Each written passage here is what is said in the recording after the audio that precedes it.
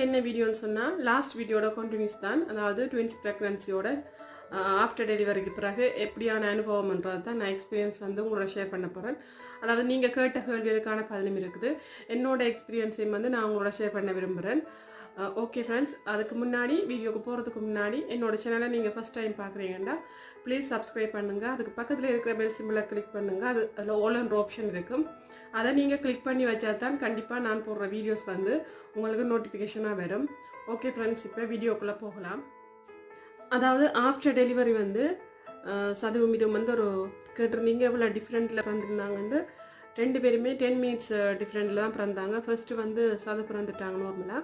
நான் முன்னாடியே சொல்லியிருந்தேன். விதுவை வந்து 10 மினிட்ஸுக்கு அப்புறம் தான் அவங்க ஆப்ரேஷன் சொல்லியிருந்தாங்க. ஆனால் கை வச்சு தான் மேலே எடுத்தபடியாக எனக்கு கொஞ்சம் அப்புறமா இன்ஃபெக்ஷன் ஆகிக்கிட்டுச்சு. ஆனால் அவங்க 2 பேருமே பேபி 2 பேரே ஓகே.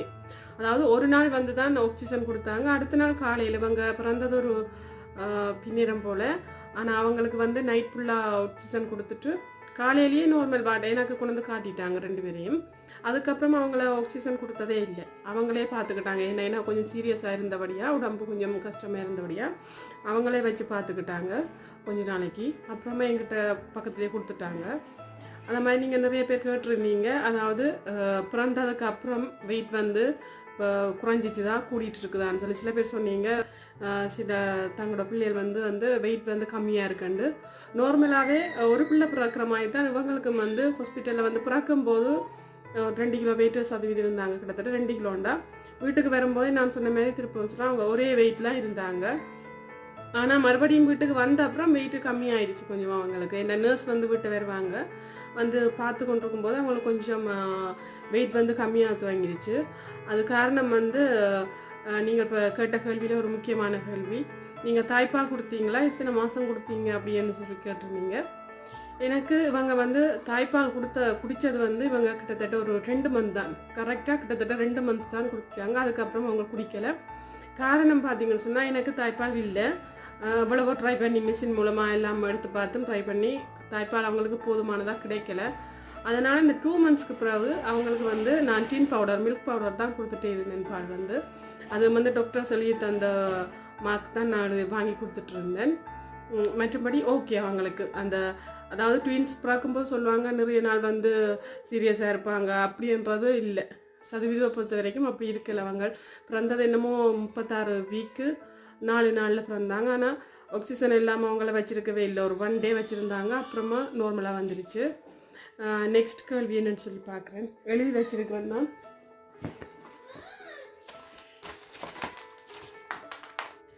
அடுத்த கேள்வி வந்து கேட்டிருந்தாங்க, அவங்கள குளிப்பாட்டினீங்களா, இத்தனை நாளுக்கு அப்புறம் நீங்கள் குளிப்பாட்டினீங்கன்னு சொல்லி. அது உண்மைதான். இது நார்மல் பிள்ளைக்கும் இவங்க வந்து ஏர்லியாக வந்து பிறந்துருவாங்க. அதனால இவங்களை வந்து எனக்கு ஹாஸ்பிட்டலில் வந்து 1 வீக்குக்கு அப்புறம் தான் அவங்களே செய்திருந்தாங்க. ஃபர்ஸ்ட் டைம் இங்கே எங்களுக்கு முடியாமல் இருக்கிறதுனால அவங்களுக்கு வந்து 1 வீக்குக்கு நல்ல ஞாபகம் இருக்குது எனக்கு. 1 வீக்குக்கு அப்புறம் சும்மா தண்ணியில் போட்டு எடுத்தாங்க, அவ்வளோதான், ஒன்றுமே பண்ணலை. நான் அதுக்கப்புறம் நான் 2 வீக்ஸுக்கு அப்புறம் வந்துட்டேன். வந்த அப்புறம் வீட்டுக்கு நான் என்ன செய்வேன்டா அவங்க சொல்லியே விட்டாங்க அடிக்கடி குளிப்பாட்டக்கூடாதுன்னு சொல்லி. அதனால் நான் 2 நாளைக்கு ஒரு வாட்டி அவங்களுக்கு 2 பேருமே குளிப்பாட்டிட்டு தான் இருந்தேன். அதாவது 15ஆம் நாள் நாங்கள் வீட்டுக்கு வந்துட்டோம் வந்து. அதுக்கப்புறம் 2 நாளைக்கு ஒருக்கா நான் குளிச்சு பார்த்துட்டு தான் நான் அவங்களே இருந்தேன். அடுத்த கேள்வி வந்து தாய்ப்பால் வந்து கொடுக்குறீங்க, எப்படி மேனேஜ் பண்ணுவீங்க அவங்கள வச்சு அப்படின்னு சொல்லி கேட்டிருந்தீங்க. 2 பாலுமே கண்டிப்பாக நீங்கள் அந்த பிள்ளையை செய்கிறாங்கன்னு சொன்னால் 2 பேருமே ஒரே மாதிரி இருப்பினோம்.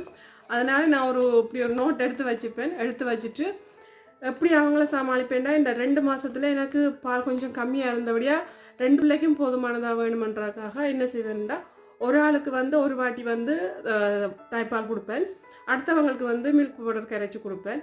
அதையே நான் வந்து நேம் குறிச்சு வச்சிருப்பேன். இப்படி நோட்டில் வந்து எழுதி வச்சிருப்பேன். சதுவுக்கு இது கொடுத்துருக்குறேன், என் 2 பேருக்கும் கிடைக்கணும் இல்லை, அதனால சதுவுக்கு இப்போ கொடுத்துருக்குறேன். அப்படி குறிச்சு வைங்க, கண்டிப்பாக குறிச்சு வைங்கன்னு சொன்னால் எங்களுக்கே சரியான ஒரு குழப்பமாக இருக்கும். கண்டிப்பாக குழப்பமாக இருக்கும். அவங்களோட சின்னல வந்து ஒரே மாதிரி ஃபேஸாகவே இருப்பாங்க கிட்டத்தட்ட.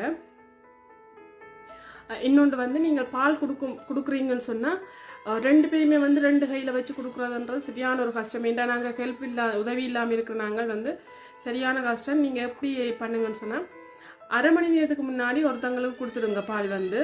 அடுத்தவங்களுக்கு வந்து அவங்கள எப்படியும் சின்ன பிள்ளை வந்து அவ்வளவு நேரம் எடுக்கும் பால் குடிக்கிறதுக்கு, அரை மணி நேரத்துக்கிட்ட எடுக்கும். அவங்களுக்கு முடிச்ச அப்புறமா அவங்கள கொடுத்தீங்கன்னு சொன்னால் எங்களுக்கு ஒரு ஸ்ட்ரெஸ் இல்லாமல் இருக்கும். கண்டிப்பாக 2 பேரும் ஒரே நேரம் அழுதாங்கன்னா அவ்வளோ ஒரு பிரச்சனையாயிடும் எங்களுக்கும். அவங்களும் அப்படி கத்தும் போது அவ்வளோ ஒரு பாவமாக இருக்கும் பார்க்கும்போது. அப்போ 2 கையாலேயும் அப்படியெல்லாம் கொடுத்த காலம் இருக்கு. நானுமே இந்த நெடுகளும் வந்து 2 பேருமே அப்படி 1/2 மணி நேரம் இடைவெளி கொடுக்கும்போது அப்படி அழுவாங்கன்னு கிடையாது. சில வாட்டி 2 பேருமே ஒரே நேரம் அழுவாங்க. கூடுதலாக இப்படி ட்ரை பண்ணுங்க, கண்டிப்பாக ஓகேயா இருக்கும். அதாவது 1/2 மணி நேரத்துக்கு முன்னாடி ஒரு ஆளுக்கு பின்னாடி ஒரு ஆளுக்கு கொடுத்தீங்கன்னு சொன்னால் எங்களுக்கும் வந்து சமைக்கிறதுக்கு மற்ற பிள்ளைகளை பார்த்து இதுன்றதுக்கு வீடுகளையும் பார்க்க கொஞ்சம் ஓகேயா இருக்கும். ஒரே நேரம்னு சொன்னால் எங்களுக்கு தான் கை தான் பிரச்சனையாக இருக்கும். எனக்கு இப்போவும் இந்த கை வந்து இப்போவும் அதாவது இந்த வலி எடுத்துகிட்டே இருக்குமேன்னு சொன்னால் ஒரு கை வந்து 2 கையிலையும் கொடுத்துட்ருக்கேன், 2 கையிலையும் இதாண்டிட்டு இருக்கணும். அழுவாங்க, 2 கையாலும் தூக்கணும், கஷ்டம்தான். நான் ஓகே. அடுத்த கேள்வி இருக்கீங்க, சாப்பாடு என்ன மாதிரின்னு சொல்லி. முக்கியமாக நான் இவங்களுக்கு வந்து டாக்டர் எல்லாமே நானாக கொடுத்தது இல்லை. என்ன தம்பியாக்களுக்கு ஓகே கொடுத்துருந்தேன் நானாகவே அம்மாக்கள் சொல்கிறத கேட்டு. ஆனால் இவங்களுக்கு அப்படி செஞ்சிடாதீங்க. என்ன சொன்னால் ட்வின்ஸு ஏர்லியாக பிறக்கிறபடியாக அவங்க வந்து நார்மல் பிள்ளையோட ஒரு 2 months வந்து கம்மியாக தான் இருப்பாங்க. எல்லாத்துலேயுமே கம்மியாக தான் இருப்பாங்க. நடக்கிறது சரி, சாப்பாடு சரி, தவழ்றது சரி.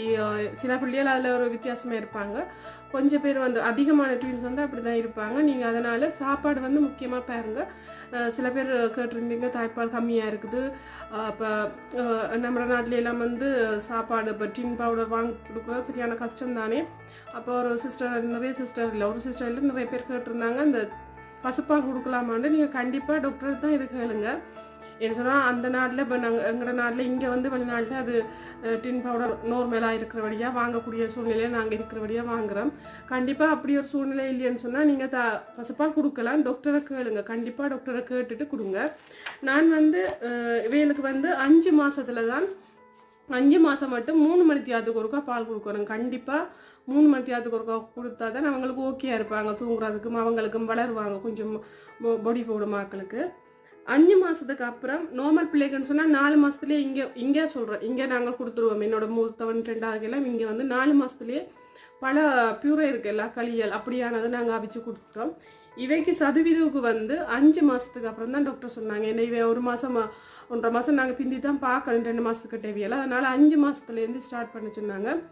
என்ன கொடுத்தேன்னு சொல்லி சொன்னால், நான் ஃபஸ்ட்டு வந்து அப்பில் வந்து நீங்கள் அவிச்சிட்டு இட்லி சட்டி அவிச்சிட்டு அதை வந்து நல்லா மசிச்சு போட்டு நல்லா மசிங்க. முடிஞ்சால் மிக்சியில் வந்து அடித்து கொடுக்க பாருங்க, இல்லைண்டா ஹேண்டு பீட்டர் இருந்தாண்டா அடித்து கொடுத்துக்க பாருங்க.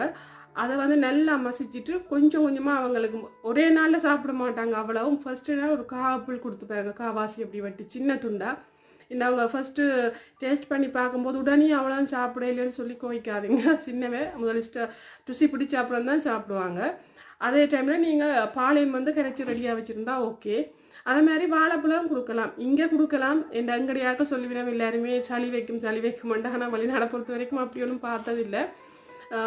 வாழைப்பழத்தை கொடுக்கலாம், நீங்கள் கொஞ்சம் குறைச்சி கொடுக்கலாம். அதே நல்லா மசிச்சுட்டு கொஞ்சம் கொஞ்சமாக அவங்களுக்கு கொடுத்தீங்கன்னு சொன்னால் அதை கிட்டத்தட்ட நான் இந்த பழம் மட்டும்தான் கொடுத்துட்டு வந்தேன். அதாவது மதியம் இல்லை, ஒரு காலையில், அதாவது இங்கே எங்கள் சைடில் வந்து சிறலாய் கொடுப்பாங்க. ஒரு 10 மணி அப்படி பழமும், அதே நேரம் நான் சாயந்தரம் அந்த பழம் தான். மதியம் அப்படியெல்லாம் சாப்பாடு கிடையாது, நைட்டெல்லாம் கொடுக்கல. அவங்களுக்கு நான் சாப்பாடு கொடுத்தேன்னு சொன்னால் 8 மாதத்துல தான் நான் சாப்பாடு கொடுக்க துவங்கினான். அதுவும் அப்படியான சாப்பாடுன்னு சொல்லி சொன்னால் ஃபஸ்ட்டு நாங்கள் கொடுக்குறது வந்து கேரட் தான் கொடுக்கணும். இந்த இனிப்பான சாப்பாடுன்றபடியாக அவங்க டேஸ்ட் பண்ணி பார்ப்பாங்க. ஃபஸ்ட்டு ஓகேயா இருக்குது அப்படின்னு சொல்லி ஒரு கொஞ்சம் தான் முதலும் சாப்பிட்டோம். அதுக்கப்புறம் தான் போக போக அவங்களுக்கு பிடிச்சிருக்கு. நான் கிட்டத்தட்ட கேரட்டும் உருளைக்கிழங்கும் வந்து பியூரையாக கொடுத்தேன். நான் அதை அவிச்சிட்டு நல்லா மசிச்சுட்டு இல்லையோ ஹேண்ட் பீட்டர் போட்டு அதில் போட்டுட்டு கொடுக்கலாம். கிட்டத்தட்ட நான் 8 மாதத்தில் வந்து 8வது மாதத்தில் வந்து மதியம் இது கொடுத்துருந்தேன். மதியத்துக்கு நான் இது கொடுத்துருந்தேன் மட்டுமே, மதியத்துக்கு மட்டும் இது கொடுத்துருந்தேன். வெஜிடபிள் அவிச்சு கொடுத்துருந்தேன், கேரட்டும் பொட்டேட்டோவும் தான். நீங்களும் அப்படி கொடுத்து பார்க்கலாம். ஓகே, கொஞ்சம் ட்ரை பண்ணி பாருங்க. அப்புறமா நான் 9வது மாதத்தில் வந்து நைட் சாப்பாடும் கொடுக்க துவங்கிட்டேன். இதையே கொடுப்பேன், அதாவது கேரட்டும் பியூரே பண்ணி கொடுப்பேன். அதோட நான் 9வது மாதத்தில் வந்து கொஞ்சமாக சோறு நல்லா குளிய விட்டு காய்ச்சணும். சோறும் கேரட்டு, நீங்கள் எந்த லெக்யூம் எந்த மிரக்கறி என்றாலும் நீங்கள் போட்டு எல்லாமே பியூரே பண்ணணும். அதோட சீஸ் இங்கே ஈஸியாக கிடைக்கும், இப்போ எல்லா இடத்துலையும் கிடைக்குது. நல்ல சீஸாக வாங்கி அந்த சோறு அந்த கேரட் எல்லாமே நீங்கள் ஒரேடியாக சேர்த்தா வைங்க. இப்போ தனித்தனியாக அவிக்காமல் சோறு, ஒரு சின்ன துண்டு கேரட், சின்ன துண்டு உருளைக்கிழங்கு, கீரையும் போடலாம், பிரச்சனையே இல்லை. கீரை கொஞ்சம் என்ன லெக்யூம் இருக்குதோ அந்த லெக்யூம் எல்லாத்தையும் போட்டு கத்திரிக்காய் தவித்துக்கொள்ளுங்க. அதே மாதிரி தக்காளி பழத்தையும் போடாதீங்க, ஏன்னா அது புளிப்புத்தன்மை. இவ்வளவும் போடாமல் நீங்கள் நல்லா இதை வந்து தண்ணி விட்டு நல்லா அவிச்சிடுங்க. அதாவது அந்த தண்ணியை வந்து வடித்து வெளியில் ஊற்றக்கூடாமல் அந்த அவ்வளோ விட்டு பார்த்து அவிங்க. அவிச்சிட்டு நல்லா பியூரே பண்ணி போட்டு அதை நீங்கள் கொடுக்கலாம். அதை சீஸும் போட்டு கொடுத்தீங்கன்னா அவ்வளோ சாப்பிடுவாங்க. வெயிட்டு நல்லா ஏறும் அவங்களுக்கு சீஸ் போடுறதால. இப்படி அதோட மறக்காமல் இங்கே டாக்டர்ஸ் இங்கே சொன்னது, எனக்கு பேபி வந்து பாடி வெயிட் ஆகுறதுக்கு ஏறுறதுக்கு ஒலிவ் ஆயில் கொடுக்க சொல்கிறாங்க. அதாவது ஒரு டீஸ்பூன் வந்து விடலாம் அந்த சாப்பாடுக்கு. விட்டுட்டு நீங்கள் மிக்ஸ் பண்ணிட்டு செய்து முடிச்சிருப்பீங்களா எல்லா பியூரை, அதுக்குள்ள வந்து நீங்கள் ஒரு டீஸ்பூன் வந்து ஒலிவ் ஆயில் விட்டு கொடுத்தீங்கன்னு சொன்னால் அவ்வளோ நல்ல பொடிக்கும். வயிறும் வந்து ஒன்றுமே செய்யாதான் வந்து டாக்டர் சொல்லி நான் அவங்களுக்கு சதவீதத்துக்கு இந்த வரைக்கும் அதெல்லாம் நான் சமைக்கிறது எல்லாமே ஒலிவ் ஆயிலில். இப்படியே பார்த்தீங்கன்னு சொன்னால் இது ஓகே. 10வது மாதத்துலேருந்து நாங்கள் நார்மலாகவே கொண்டு வந்துடலாம். எல்லாமே மீன் சேர்க்கலாம், சோறு மீன் இறைச்சி கூட சேர்க்கலாம். நான் சேர்த்துருக்குறேன், அதாவது சிக்கன் சேர்க்கலாம். எல்லாமே பீஸாக சேர்த்து ஃபுல்லாகவே அவிச்சிட்டு நல்லா மசிக்கிறோம். அப்புறமா ஒரு வயசு வந்து இது நைட்டு கூட இதையே கொடுக்கலாம். அதாவது சோறை கம்மி பண்ணிவிட்டு இந்த லெக்யூம் இதில் சேர்த்து கொஞ்சம் கூட அரைச்சி போட்டு கொடுத்தீங்கன்னா கூட சீஸ் கண்டிப்பாக வண்டி வை பண்ண பாருங்க போட. இல்லையோ சும்மாவும் அவங்களுக்கு கொடுக்கலாம். வடிவாக இஷ்டமாக சாப்பிடுவாங்க. அதோட நூடுல்ஸ், பேபி நூடுல்ஸ் இருக்குது, இங்கே இருக்குது எல்லா இடம் சூப்பர் மார்க்கெட்லேயும் இப்போ வந்துருக்கு. அந்த பேபி நூடுல்ஸை நீங்கள் எடுத்து வெறும் சீஸ் போட்டே கொடுக்கலாம். அதோட பின்னேரத்தில் வந்து சாயந்தரமாக வந்து முட்டை அவிச்சு கொடுக்கலாம். அதாவது முட்டை வந்து ஆஃப் பாயில் மாதிரி அவிக்கணும். ஆஃப் பாயிலில் வந்து அதாவது அது மிளகு இதுகள் போடாமல் வெறுமனை வந்து அவிச்சு கொடுக்கலாம். முட்டை வந்து ஜூஸ் இருக்குதுல்ல, இப்போ நான் எல்லாம் இவைக்கு வந்து அப்பில் வந்து நான் ஜூஸ் அடித்து கொடுப்பேன். ஜூஸ் அடித்து தனியாக வடித்து கொடுப்பேன். ஒரேஞ்ச் கொடுப்பேன். அதுக்குள்ள ஒரேஞ்சுக்கு கொஞ்சமாக சீனி போடலாம். நார்மலாக ஒரு வயசு வரைக்கும் போடக்கூடாது எந்த உப்புமே. அதாவது நான் சொல்ல மறந்துட்டேன், இந்த சாப்பாடு செய்வீங்களா இல்லை, அதுக்கு உப்புன்றது இங்கே போடாதீங்க. ஒரு வயசு மட்டும் போடவே கூடாது. அது மாதிரி ஜூஸில் கொஞ்சமாக என்ன புளிப்புத்தன்மை இருக்கும் ஒரேஞ்சில் கொஞ்சமாக சீனி போட்டு கொடுக்கலாம். தேன் விடாதீங்க. இதுதான் நார்மல் சாப்பாடு. அதுக்கப்புறமா நாங்கள் ஒரு வயசுக்கு அவைக்கு சரியாக ஒரு வயசு 4 மாதமும் நான் ஒரு வயசு மட்டும் அவைக்கு இப்படித்தான் நான் பியூரே மாதிரி கொடுத்துட்டு இருந்தேன். ஒரு வயசுக்கு பிறகு நான் எங்களுக்கு என்ன சமைக்கிறோமோ அதான் அவைக்கும் கொடுப்பேன். அதாவது அவைக்கு தனியாக இப்போ மீனை தனியாக அவிச்சு வச்சுட்டு ஒரு வெள்ளைக்கறியோ அதாவது ஏதாவது லெக்யூம் காய்கறி வச்சோண்டா அதோட சேர்த்து கொடுப்பேன். முட்டை அப்படி நாங்கள் சாப்பிட்ற சாப்பாடோட மசிக்காமல், அதாவது மசிக்காமல் சோறெல்லாம் மசிக்காமல் அவைக்கு இப்போ கொடுக்கறது வாங்கி. இப்போ ஒரு வயசு 4 மாதம். இப்போ அவள் எங்கட சாப்பாடே சாப்பிட்டீங்கன்னா இந்த அங்கட சாப்பாட்டுக்கு நார்மலாக கொண்டு தானே வேணும். நெடுகளுமே அவைக்கு ஸ்பெஷலாக அதாவது இங்கே இது மாதிரி பியூரை பண்ணி கொடுக்குறது நல்லா இல்லை தானே. அதனால இப்போ நான் பழக்கத்துக்கு கொண்டு வந்துட்டேன்.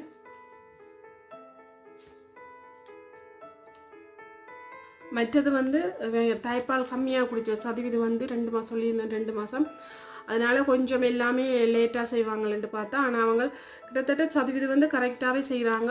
வெயிட் பார்த்தீங்கன்னு சொன்னால் இப்போவும் அந்த அவங்களோட வெயிட்டை விட மேலே ஓவர் வெயிட்டுக்கும் போகல, அதே நேரம் அவங்க வெயிட்டுக்கு கீழே அவங்களோட நார்மல் மீடியமாக இருக்கும் இல்லை அந்த வெயிட்டுக்குள்ளேயும் வரலை.